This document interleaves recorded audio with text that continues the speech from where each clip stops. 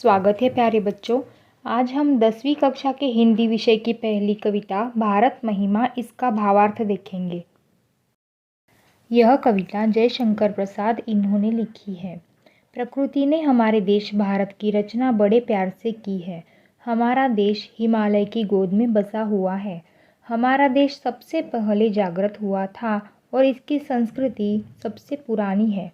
प्रस्तुत कविता में छायावाद के प्रवर्तक जयशंकर प्रसाद जी ने हमारे प्यारे देश भारत के इसी महिमा मंडित अतीत का मनोरम चित्रण किया है। कवि की आकांक्षा है कि हमें सदैव अपने देश पर, इसकी सभ्यता और संस्कृति पर गर्व करना चाहिए। आवश्यकता पड़ने पर हमें देश के लिए अपना सर्वस्व न्योछावर कर देने के लिए तत्पर रहना चाहिए। तो चलो बच्चों, कविता की शुरुआत करते हैं। हिमालय के आंगन में उसे किरणों का दे उपहार, ऊषा ने हंस अभिनंदन किया और पहनाया हीरक हार। इन पंक्तियों में कवि कहते हैं कि हमारा यह प्यारा भारत देश हिमालय के आंगन के समान है। प्रतिदिन ऊषा भारत को सूर्य की किरणों का उपहार देती है। तब ऐसा लगता है मानो हंसकर वह भारत भूमि का अभिनंदन कर रही हो। ओस की बूंदों पर जब प्रातःकालीन सूर्य की रश्मियाँ पड़ती है तो ऐसा लगता है जैसे उषा ने भारत को हीरों का हार पहना दिया हो। जगे हम लगे जगाने विश्व, लोक में फैला फिर आलोक, व्योमतम पुंज हुआ तब नष्ट, अखिल संस्कृति हो उठी अशोक। इन पंक्तियों में कवि कहते हैं कि सबसे पहले ज्ञान का उदय भारत में ही हुआ, अर्थात सबसे पहले हम जागृत हुए। फिर हमने पूरे विश्व में ज्ञान का प्रसार किया। इसके कारण समग्र संसार आलोकित हो गया। अज्ञान रूपी अंधकार का विनाश हुआ और संपूर्ण सृष्टि के सभी दुख शोक दूर हो गए। विमल वाणी ने वीणा ली, कमल कोमल कर में सप्रीत, सप्त स्वर सप्त सिंधु में उठे, छिड़ा तब मधुर साम संगीत। इन पंक्तियों में कवि कहते हैं कि वाणी की देवी सरस्वती ने इसी पवित्र भूमि पर प्रेम के साथ अपने कमल के समान कोमल करों में वीणा उठाई। उसके झनकार से सप्त सिंधुओं में सातों स्वरों का मोहक सरगम गूंजने लगा। मधुर संगीत का जन्म हुआ। इसी महान देश में संगीत के वेद सामवेद की रचना हुई। विजय केवल लोहे की नहीं, धर्म की रही धरा पर धूम, भिक्षु होकर रहते सम्राट, दया दिखलाते घर घर घूम। इन पंक्तियों में कवि कहते हैं कि भारत के लोगों ने शस्त्रों के बल पर देशों को नहीं जीता। यहाँ प्राचीन काल से ही लोगों के मन में धर्म की प्रखर भावना रही है और उन्होंने संसार में धर्म का प्रचार किया।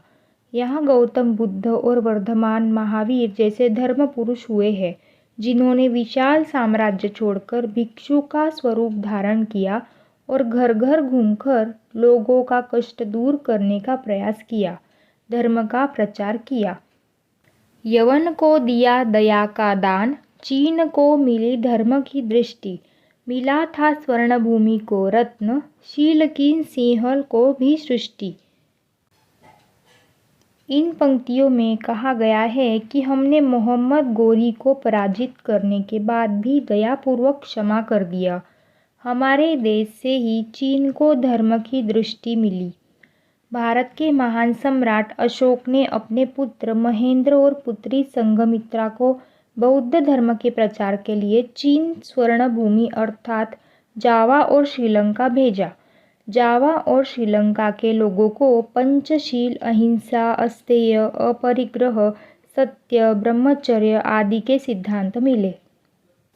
किसी का हमने छीना नहीं, प्रकृति का रहा पालना यही, हमारी जन्मभूमि थी यही, कहीं से हम आए थे नहीं। इन पंक्तियों में कवि कहते हैं कि भारतवासियों ने कभी किसी की संपत्ति या किसी का राज्य छीनने का प्रयास नहीं किया। हमें प्रकृति ने प्रत्येक वस्तु मुक्त हस्त से प्रदान की। प्रकृति की हमारे देश पर महान कृपा रही है। यहाँ की शस्य श्यामला भूमि, हिमाच्छादित गिरि शिखर, घाटियाँ, वादियाँ, सदा निराश नदियाँ, झरने, फल फूल, संसाधनों से भरपूर जंगल सभी अनुपम हैं। भारत सदा से हमारी जन्मभूमि है। हम इसी देश की संतानें हैं। हम बाहर के किसी स्थान से आकर यहाँ नहीं बसे हैं, जैसा कि कुछ विदेशियों का कहना है। चरित थे पुत भुजा में शक्ति, नम्रता रही सदा संपन्न, हृदय के गौरव में था गर्व, किसी को देख न सके विपन्न। इन पंक्तियों में कवि कहते हैं कि भारत के लोग सदा से ही चरित्रवान रहे हैं। हमारी भुजाओं में भरपूर शक्ति रही है। भारतीयों में वीरता की कभी कमी नहीं रही। साथ ही नम्रता सदा हमारा गुण रहा है। हमने कभी अपनी उपलब्धियों पर घमंड नहीं किया। हमें अपनी सभ्यता और संस्कृति पर गर्व रहा है। हम कभी किसी को दुखी नहीं देख सके। दीन दुखियों की सेवा करने के लिए हम भारतीय सदैव तत्पर रहते हैं। हमारे संचय में था दान, अतिथि थे सदा हमारे देव, वचन में सत्य, हृदय में तेज, प्रतिज्ञा में रहती थी टेव। इन पंक्तियों में कवि कहते हैं कि हम यदि धन और संपत्ति का संग्रह करते भी थे तो दान के लिए करते थे। दानवीरता भारतीयों का गुण रहा है।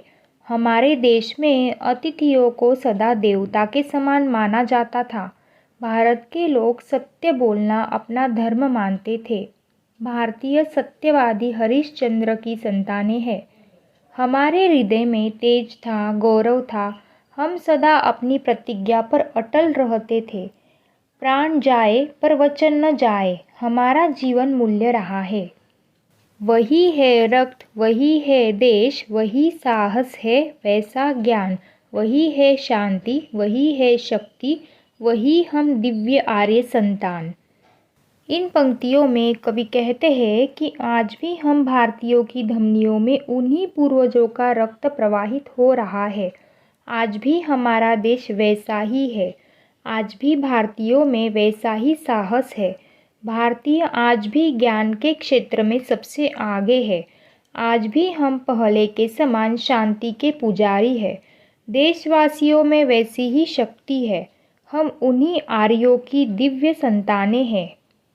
जिए तो सदा इसी के लिए, यही अभिमान रहे यह हर्ष, निछावर कर दे हम सर्वस्व हमारा प्यारा भारतवर्ष। इन पंक्तियों में कवि कहते हैं कि हम जब तक जिए इसी देश के लिए जिए। हमें इसकी सभ्यता और संस्कृति पर अभिमान है और हर्ष है कि हमने इस भूमि पर जन्म लिया है। यह हमारा प्यारा भारतवर्ष है। यदि कभी आवश्यकता पड़े तो इसके लिए अपना सर्वस्व भी न्यौछावर कर दे। यह वीडियो देखने के लिए आप सभी का बहुत बहुत धन्यवाद। अगर यह वीडियो आपको हेल्पफुल लगी तो इस चैनल को ज़रूर सब्सक्राइब करें और नई वीडियोस की नोटिफिकेशन पाने के लिए साथ में जो बेल आइकॉन दिया है उसे प्रेस करना ना भूलें।